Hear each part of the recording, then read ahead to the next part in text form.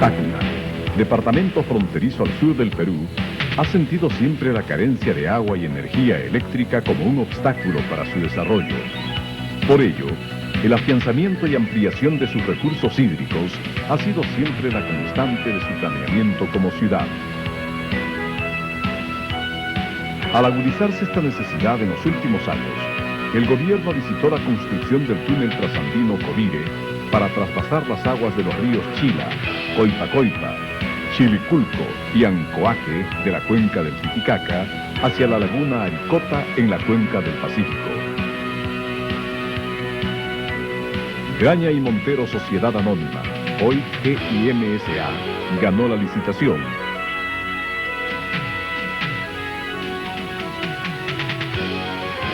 El túnel Covire está ubicado en las serranías del departamento de Tacna, provincia de Ticaco, a 4.400 metros sobre el nivel del mar. Tiene 8.433 metros de longitud y es una obra de ingeniería modelo en su género. Geométricamente, el túnel tiene sección tipo baúl, con área de excavación promedio de 9 metros cuadrados, y sección libre revestida de 5.86 metros cuadrados, con 2.70 metros de altura y 2.40 de ancho.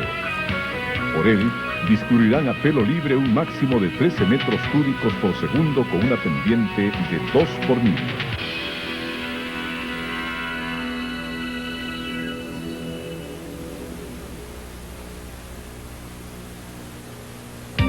La fase de excavación tuvo duración de 4 años y se ejecutó a través de rocas típicamente volcánicas. La excavación del túnel Covire fue una de las experiencias más ricas y difíciles de la tunelería peruana, al ser sobrepasadas largamente las previsiones iniciales de dificultades técnicas. El presente documento fílmico intenta rescatar y sistematizar estas experiencias y ponerlas a disposición de los futuros constructores de túneles de GIM. Previamente recordaremos algunos conceptos básicos en tunelería. Un túnel se excava siguiendo la secuencia siguiente. Marcado el eje de la sección, se perforan taladros en la roca, en los que se colocan explosivos. Luego se efectúa la voladura, eliminando los gases y polvo producto de la explosión a través de una tubería de ventilación. Finalmente, se elimina el material de escombros y en caso de que la roca lo requiera, se refuerza el túnel con algún tipo de sostenimiento. A este ciclo completo se le denomina disparo y al avance obtenido, avance por disparo. La relación entre este avance y la longitud perforada se conoce como eficiencia por disparo, que normalmente oscila entre el 92 y 95%. En voladura de superficie existen cuando menos 2 caras libres, la de perforación y aquella a la que se vuela la roca. En cambio, en túneles, la única cara libre es la del frente de excavación, encontrándose la roca en condiciones de gran confinamiento y requiriendo mayor carga explosiva que en voladura de superficie. Esto implica crear una segunda cara libre mediante la voladura de un núcleo o cavidad central. Luego se volará el resto de la sección hacia dicha cavidad. Este esquema evita dañar la roca circundante, pues la voladura se efectúa secuencialmente. Esta es su principal ventaja.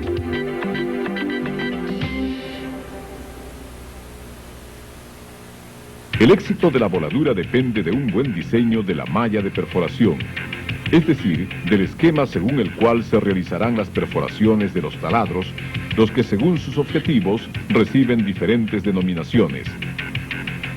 Los taladros de alivio generalmente centrales y de mayor diámetro que los demás, de 3 a 5 pulgadas, varían en número de 1 a 3. El vacío que dejan constituye la segunda cara libre, hacia la cual vuelan los taladros de arranque, que a su vez crean la cavidad inicial. El área de esta cavidad oscila entre 0.25 y 2 metros cuadrados. Por realizarse esta voladura en condiciones de mayor confinamiento, la carga de sus taladros se incrementa entre el 30 y 60% sobre la carga promedio de voladura. Los métodos de arranque más usuales son los denominados arranque en diagonal y arranque en paralelo. Este último, con el que se consigue mayor avance, es el más usado en razón del paralelismo automático de los jumbos actuales y fue utilizado en Covire. Otros taladros son los de destroce y vuelan la roca hacia la cavidad ya formada. Su carga específica es normalmente la promedio para las características del túnel.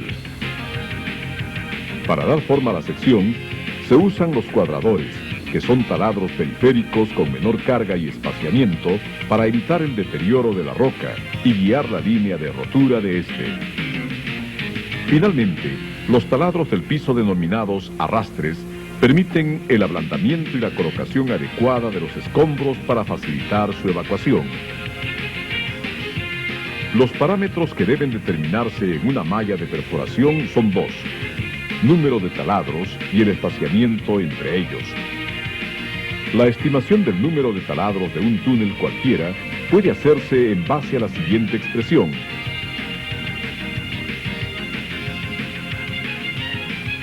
Este número depende principalmente de la dureza de la roca, grado de fracturamiento y área de la sección a volar. Siendo estos parámetros muy variables, cualquier diseño teórico será solo una primera aproximación que deberá ajustarse con las experiencias de campo. Mostramos como ejemplo el número teórico de taladros para dos túneles, Chavimochic y Covire, que en la práctica tuvieron variaciones máximas del 12% respecto al diseño teórico. Con relación al espaciamiento entre taladros, este varía de acuerdo a la sección de excavación y el grado de fragmentación requerido. Referencialmente se pueden considerar los siguientes espaciamientos entre taladros de la misma fila o anillo. Para arranque, 15 a 30 centímetros. Para destroce, 60 a 90 centímetros. Para cuadradores, 30 a 60 centímetros. La separación entre filas de taladros se denomina burden y referencialmente es 1.25 veces el espaciamiento, valor que se adaptará a las características de la sección de túnel.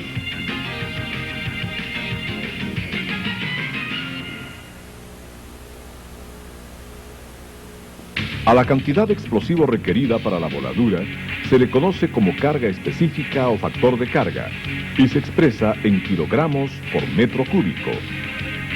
Está en función directa a la dureza de la roca e inversa al área de excavación. Como ejemplo mostramos las cargas específicas usadas en los túneles de Chavimochic y Covire, requiriéndose para cada caso diferentes cargas específicas. Concluida la perforación se inicia el carguido, actividad que consiste en introducir explosivos en los taladros, ingresando inicialmente la carga de fondo, que es un explosivo de mayor potencia que el resto del taladro. En él se coloca la prima o cebo que contiene el fulminante de iniciación. Posteriormente se introduce y compacta manualmente la carga de columna, dejando un espacio libre que será rellenado con material inerte para darle mayor confinamiento y garantizar la eficiencia en la voladura. El orden de encendido e ignición de los taladros varía de acuerdo al sistema de voladura empleado. Así, en el sistema de recorte que fue empleado en Covire, el orden de encendido es arranque, destroce, cuadradores, arrastres. Mientras en el sistema precorte la secuencia es arranque, cuadradores, destroce, arrastres. En la actualidad, el empleo de iniciadores con micro retardo hace posible la voladura secuencial. Otros accesorios de voladura son el cordón detonante y la mecha de seguridad.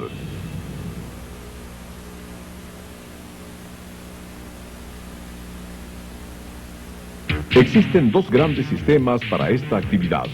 El sistema trackless, o sobre llantas, que se desplazan sobre una capa de rodadura, y el sistema Decoville, que se desplaza sobre línea férrea.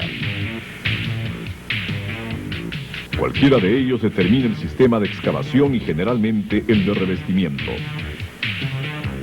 La definición del sistema está en función a la longitud y área de excavación. Así, para túneles entre 5 a 25 metros cuadrados de sección y longitud superior a medio kilómetro, es más eficiente el sistema Decoville. Para el caso de secciones entre 25 a 50 metros cuadrados, es preferible el sistema trackless. En situaciones intermedias, se usará el equipo que se tenga en propiedad. Según estos parámetros, se determinó el empleo del sistema Decoville para el túnel Covire. La actividad de limpieza se inicia con la ventilación artificial del frente, luego el desatado o retiro de bloques sueltos en la bóveda, finalizando con la eliminación de escombros propiamente dicha.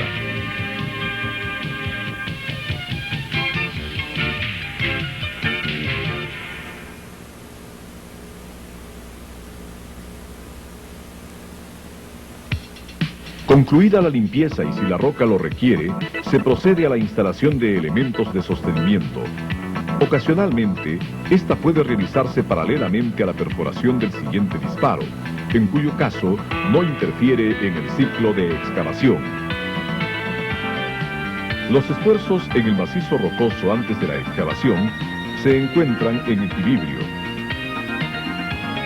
rompiéndose o redistribuyéndose después de la voladura. Esta condición hace necesario en muchos casos el empleo de elementos de sostenimiento para crear o conservar las condiciones de equilibrio triaxial, compatibles con el esfuerzo del macizo rocoso, transformando a este de un elemento que ejerce cargas en un elemento capaz de resistirlas. En la excavación del túnel Covire se emplearon básicamente tres tipos de sostenimiento: pernos de anclaje, shotcrete y cimbras. Los pernos de anclaje con alta capacidad de resistencia a la tracción pueden instalarse en forma puntual para estabilizar bloques y cuñas a punto de caer o deslizarse, y en forma sistemática para soportar empujes creando un arco de roca. En la obra se emplearon pernos de fierro corrugado y resina con diámetro de 3/4 de pulgada. Estos fallaron a la prueba de tracción 2 toneladas debido a la excesiva diferencia anular entre el diámetro de perforación y el del perno y a la abundante presencia de agua. Fueron reemplazados por los pernos Suelex, cuyo mecanismo de trabajo a fricción superó las 7 toneladas de resistencia a la tracción. La instalación de estos fue puntual y en algunos casos sistemática. Otro elemento fue el shotcrete, que es una mezcla humedecida de cemento, arena, agregados y aditivos que se proyecta sobre un área por medio de presión de aire.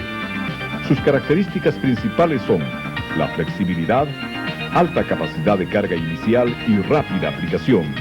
En algunos casos, se empleó conjuntamente con malla metálica. La experiencia en el túnel demostró que el shotcrete, aplicado con aditivo Fastcrete al 4%, dio mejores resultados que con el silicato de sodio al 12%, reduciéndose con este último la resistencia en 30%. Esto se evidenció en el fisuramiento y caída parcial de algunos tramos. Los espesores aplicados fluctuaron entre 1 a 4 pulgadas. Las cimbras, o perfiles estructurales, son elementos rígidos constituidos por perfiles de acero rolado del tipo H. Su capacidad de carga aumenta en función a su peso y medida. Pueden ir instalados con invert, completando el anillo y dando mayor rigidez al sistema. En Covire, la mala calidad de la roca y la presión hidrostática existente obligaron a la instalación de cimbras. En condiciones más extremas se empleó adicionalmente marchabantis de riel y spillings bars, que fueron instalados en la bóveda a manera de abanico, formando un arco protector que posibilitó el avance. La diferencia entre ambos está en su instalación. Así, los marchabantis se instalan producido el derrumbe y los spilling bars antes de la excavación del frente. La separación entre cimbras varió entre 0.4 a 1.5 metros. Sin embargo, la erosión ejercida por el agua de filtración desestabilizó algunas bases, obligando al reforzamiento de los hastiales con muros de concreto para evitar continúe la erosión. Ulteriores empujes laterales de la roca requirieron de la instalación de invers de riel para estabilizar las deformaciones en los hastiales.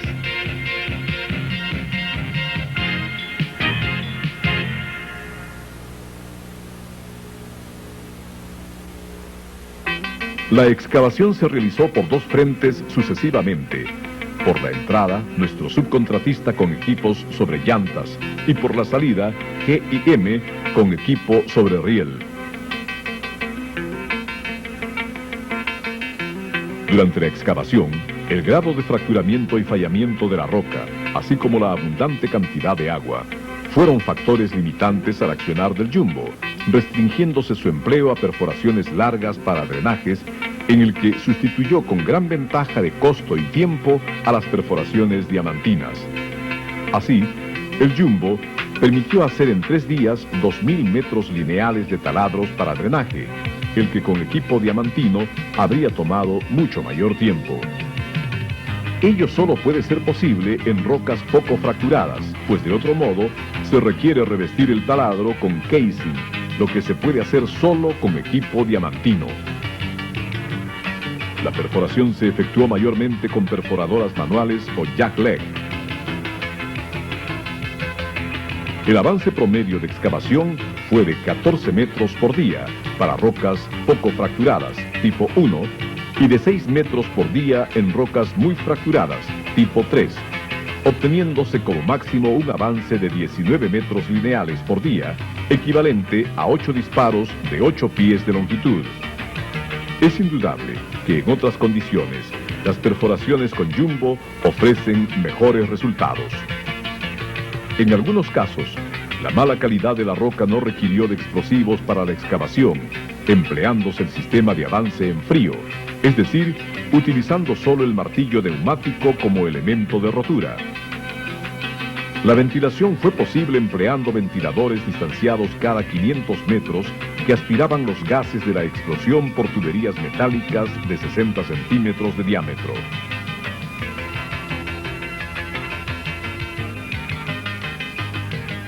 Los equipos de limpieza de escombros constituidos por la pala cabo, utilizada en rocas muy fragmentadas con abundante presencia de agua, y la pala Hagloader para escombros de mayor diámetro y en condiciones secas a húmedas, colocaron los escombros sobre los shuttle train o vagones de carga de 11.5 metros cúbicos de capacidad, los que propulsados por locomotoras a batería desarrollaron velocidades de crucero de 100 metros por minuto en promedio.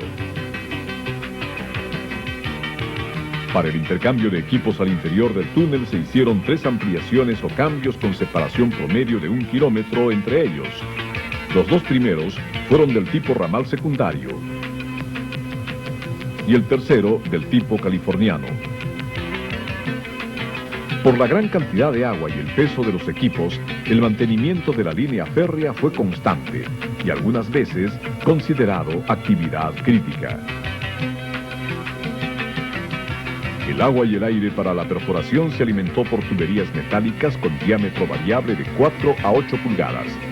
La energía eléctrica se abasteció mediante una línea de alta tensión de 6.000 voltios, colocándose cada 500 metros subestaciones para la transformación de esta a 440 voltios, con la que se alimentó a los equipos.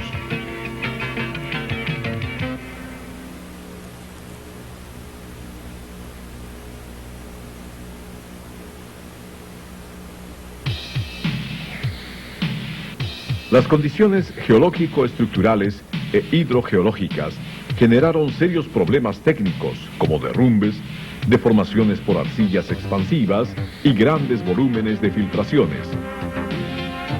El grado de fracturamiento y el tipo de roca coadyuvaron a la infiltración y almacenamiento del agua bajo la superficie, primordialmente en la formación Capillune, constituida por areniscas tobáceas y considerada como acuífero de extensión regional.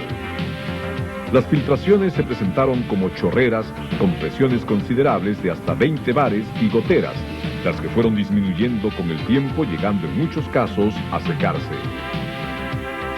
Los caudales se incrementaron de manera progresiva durante los 8 primeros meses, alcanzando valores de 110 litros por segundo.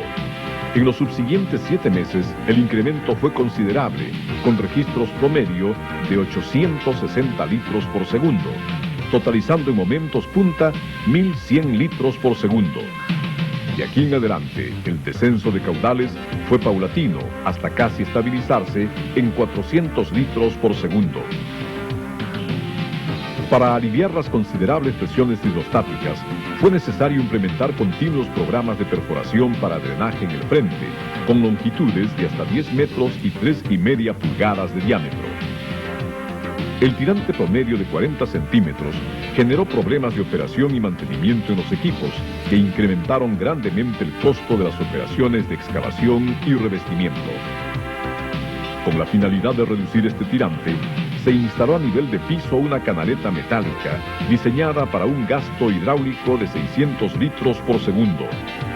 El agua discurrente por el piso fue captada y bombeada a la canaleta mediante 2 estaciones de bombeo, con los que se consiguió disminuir el tirante aproximadamente en 25 centímetros.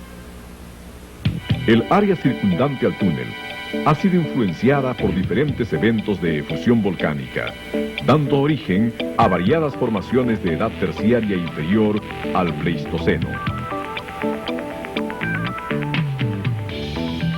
La excavación atravesó fundamentalmente rocas de las formaciones Huilacoyo, Maure, Senca, Capillune y Barroso. La actividad tectónica del área generó en las rocas discontinuidades como fallas y fracturas que, asociadas a las filtraciones, influyeron en la inestabilidad del túnel, ocasionando en algunos casos derrumbes que implicaron paralizaciones prolongadas de hasta 6 meses, como lo ocurrido en la progresiva 7+308. En este, el material constituido por bloques clastos y agua irrumpió en forma de flujo, colapsando cimbras y cubriendo los equipos allí instalados. El volumen de escombro, estimado en 500 metros cúbicos, alcanzó a cubrir una distancia de 150 metros. Previo a la excavación y para mejorar las condiciones de estabilidad en la zona de derrumbe, fue necesario realizar inyecciones de consolidación e impermeabilización con soluciones químicas. Luego se inició el avance del túnel empleando el método del núcleo, que consiste en la excavación anular y periférica de tramos cortos, aproximadamente 1 metro, en el que se instalaron cimbras, dejando un núcleo central para evitar que el frente se desestabilice, el que fue eliminado luego de colocar los refuerzos con cimbra. El programa de tratamiento implicó varias actividades, cuya secuencia fue: evacuación de material de desmonte colocando al final un escudo de acero como protección, perforación diamantina para determinar las características litoestructurales de la zona,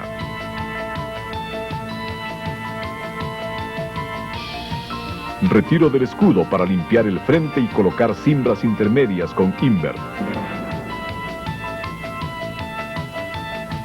construcción de un escudo de concreto de 2 metros de espesor,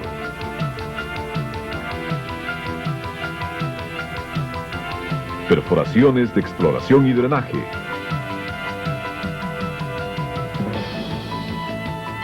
inyecciones de consolidación e impermeabilización con mezcla de cemento y gel respectivamente. Continúa el avance empleando el método del núcleo e instalando cimbras progresivamente. Se construye un segundo escudo de acero a manera de protección.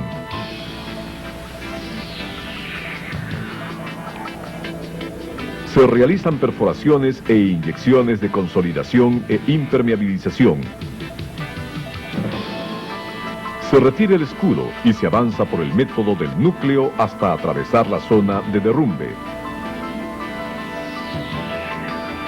Finalmente, se realizaron perforaciones diamantinas de exploración para conocer la eficiencia de las inyecciones, sirviendo estas posteriormente como drenaje.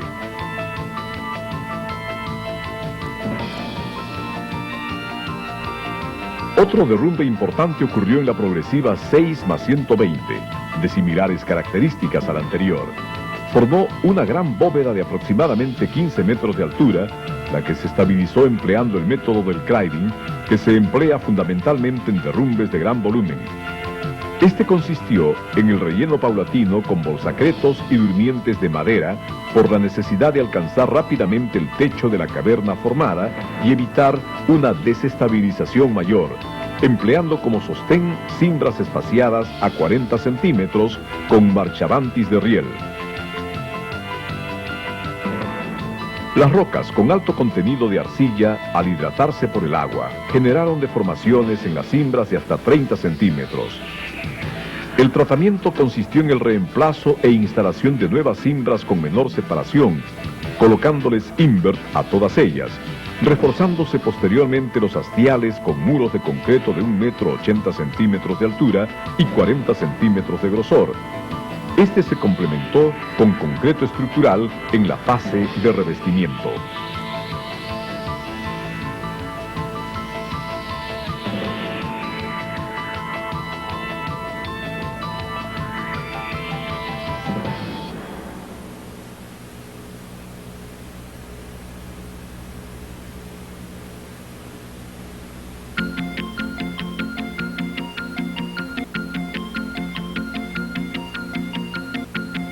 Siendo el tiempo un factor fundamental del costo de toda obra, es necesario planificar cuidadosamente el proceso constructivo, debiendo considerar la facilidad de operación y la máxima eficiencia. También será necesario la elección del equipo de mayor capacidad posible. El revestimiento con concreto de un túnel obedece a criterios hidráulicos y estructurales, máxime si su finalidad será la conducción de agua. Esta actividad puede efectuarse de dos maneras: a sección completa, por etapas, solera separada de bóveda y hastiales. El revestimiento a sección completa se aplica generalmente en secciones circulares y algunas veces en herradura, en las que los ángulos de encuentro de hastiales y solera son mayores a 90 grados, lo que facilita la fluencia del concreto a la solera. En las secciones tipo herradura y baúl, los vaciados son por etapas, debido a la dificultad de colocar el concreto en la solera desde la parte superior del encofrado. El túnel Covire, cuya sección es de tipo baúl, fue revestido de esta última manera. En la primera etapa, las banquetas y solera. En la segunda, la bóveda y hastiales. Se usó para el revestimiento un concreto de 175 kilogramos por centímetro cuadrado. El equipo usado fue el mismo que el de la excavación, empleándose para el transporte de concreto los shuttle train o vagones de fondo móvil, debido a su mayor capacidad, 8 metros cúbicos por viaje, que posibilitó que el ciclo se acorte.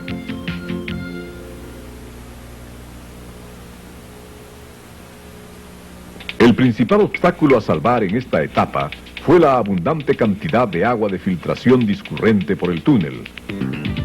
La técnica en obra consideró el mejor aprovechamiento del agua, que es la razón de existir del proyecto, captándola y haciéndola discurrir por la solera. Para el revestimiento de solera, se definió el siguiente esquema de actividades a los que llamaremos ciclo.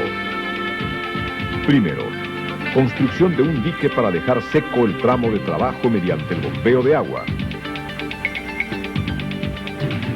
Segundo, limpieza del piso hasta llegar a la roca.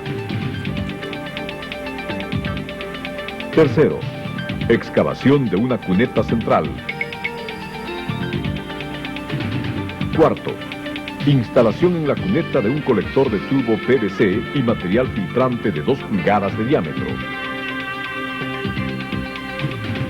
Quinto, paralelamente se encofraron las banquetas. Finalmente, se concluye el ciclo con el colado de concreto en solera y banquetas.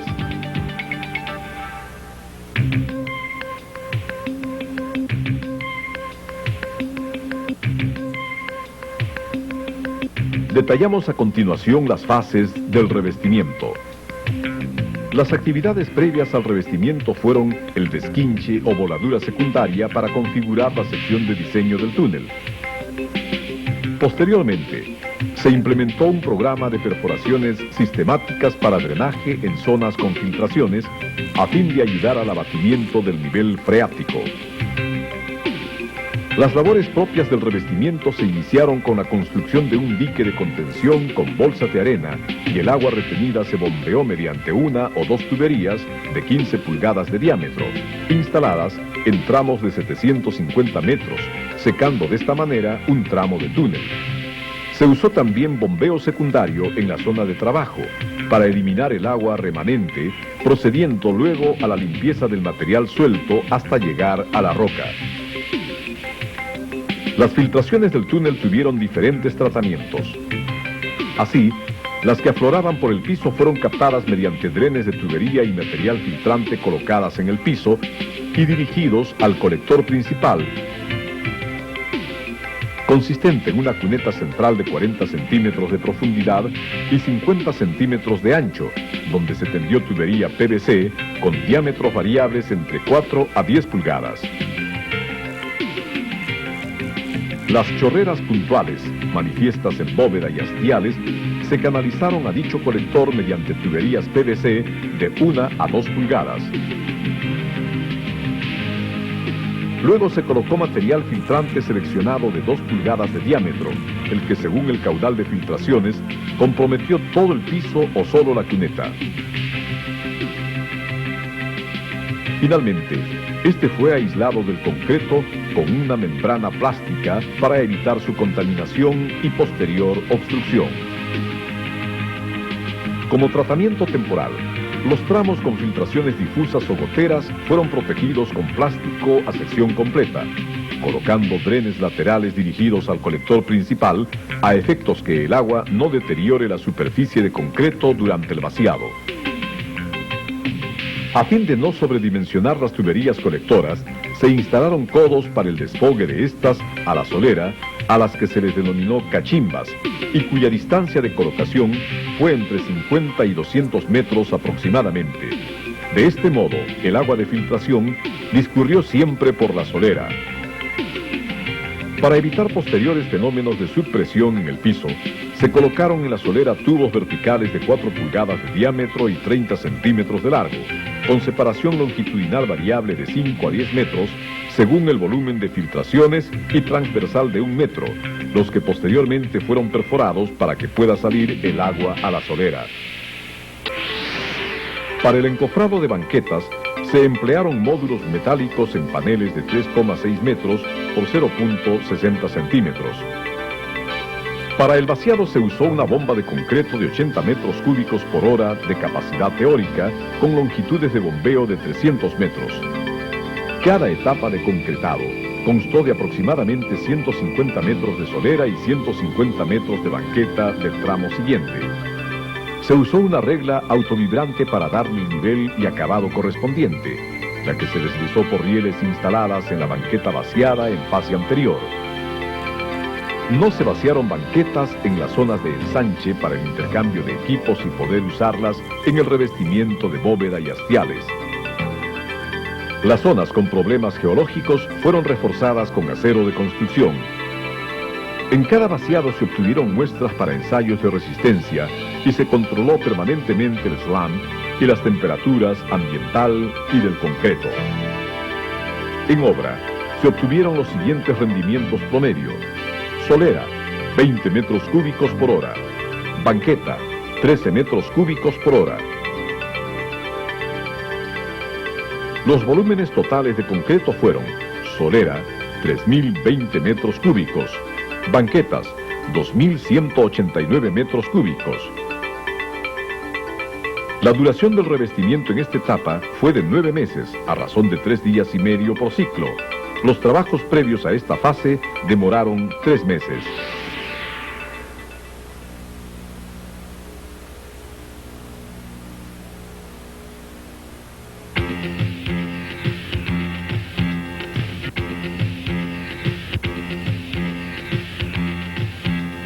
Esta etapa fue cuidadosamente planificada para reducir su tiempo de ejecución. Los parámetros críticos del diseño fueron sistema de bombeo y la longitud del encofrado. Con respecto al sistema de bombeo, este se puede realizar por tubería instalada encima del encofrado o por debajo de ella. En la primera alternativa, la tubería de bombeo se instala en la parte exterior y superior de los encofrados, permitiendo el libre desplazamiento de estos. Con este sistema, se consigue un vaciado continuo, llegando a obtenerse óptimos rendimientos. Este fue el sistema empleado en Codire. Otra alternativa es el bombeo por debajo de los encofrados a través de ventanas y mediante una tubería helicoidal llamada robot. Con este sistema, los vaciados son cíclicos y por tramos, lo que se denomina un ritmo constante. Para determinar la longitud óptima del encofrado fue necesario considerar el ángulo de reposo del concreto, el volumen promedio de concreto por módulo, la producción de concreto por hora y el tiempo de fraguado. Con estos parámetros, se determinó una longitud parcial de 81 metros, agregándole 15 metros para asegurar el vaciado continuo, mientras se posiciona el primer módulo delante del último. Así se obtuvo una longitud final de encofrado de 96 metros o 16 módulos de 6 metros cada uno. El encofrado usado fue de tipo telescópico, con sistemas hidráulicos para rebatir el encofrado y hacerlo pasar a través de los módulos ya colocados hasta su nueva posición. Finalizado el revestimiento de solera y previo al revestimiento de bóveda y hastiales, se complementó el programa de tratamiento de filtraciones. Esta consistió en el empleo de deflectores metálicos o geomembrana y colocación de drenes sobre banqueta. La discriminación del empleo de uno u otro deflector estuvo en función del tipo de roca y del caudal de filtraciones. En tramos sin cimbras y debido a la irregularidad de la sección, se instaló geomembrana cubriendo toda el área. Esta consiste en una membrana plástica de 1.5 milímetros de grosor, cuyas características hacen que pueda resistir esfuerzos mecánicos considerables. Estas fueron fijadas a la roca con pernos expansores de 4 pulgadas de longitud. En estos tramos se colocaron drenes sobre banqueta de 2 pulgadas de diámetro separados cada 2 metros para que el agua captada por la geomembrana pueda salir a la solera. El empleo de deflectores metálicos o planchas de zinc de 0.4 milímetros de grosor se restringió a los tramos con cimbras. Estas fueron soldadas entre las cimbras y, al igual que el caso anterior, se colocaron drenes sobre banqueta. El colado de concreto fue continuo debido al empleo del encofrado telescópico deslizante, cuyos módulos fueron asegurados a las banquetas mediante pernos expansores de 40 centímetros de longitud, distribuidos lateralmente cada 75 centímetros y alternadamente con topes de madera. Para la vibrocompactación se emplearon vibradores de inmersión tipo aguja y de pared.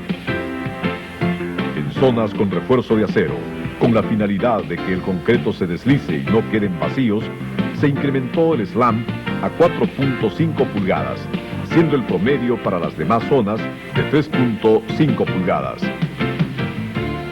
El vaciado en los cambios fue en 2 etapas.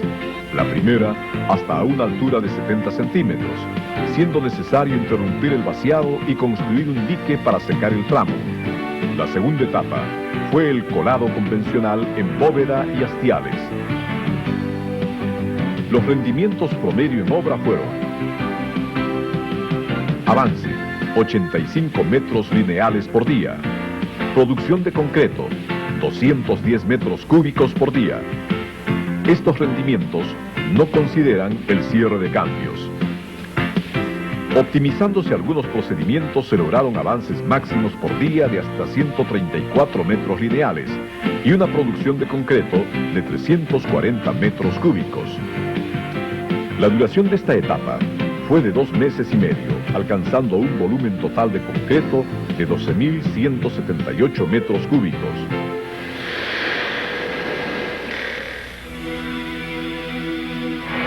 Las inyecciones que normalmente se practican en tunelería son de dos tipos, de contacto y de consolidación. En el primer caso, para asegurar la transferencia uniforme de cargas, poniendo en contacto el concreto de revestimiento con el macizo rocoso. Y en el segundo caso, para dar mayor resistencia a la roca circundante. Finalizado el revestimiento del túnel, se efectuaron inyecciones de contacto en la bóveda, consistentes en hacer penetrar lechada de cemento y o mortero fluido en los espacios vacíos que pudieran quedar entre la roca y el concreto de revestimiento, producto del asentamiento de este. Los taladros para las inyecciones se ejecutaron cuando la resistencia del concreto fue superior al 60% de su resistencia máxima. El diseño consideró la perforación de una fila central espaciados cada 3 metros. Para evitar obstruir el drenaje, fueron exceptuados del programa de inyecciones los tramos donde se instalaron deflectores metálicos y o geomembranas. Concluidas las inyecciones, se perforaron taladros de drenaje en la bóveda para aliviar posibles presiones hidrostáticas en el supuesto recargue del acuífero.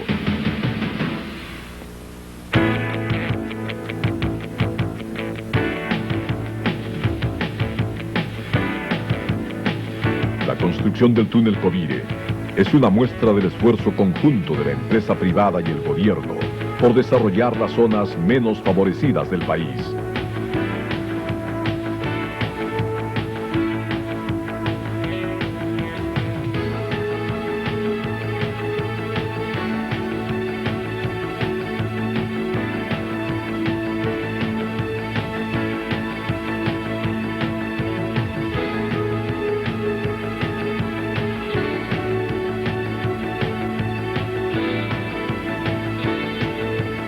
Graña y Montero Sociedad Anónima, con su equipo de profesionales y avanzada tecnología, es una empresa comprometida en esta labor.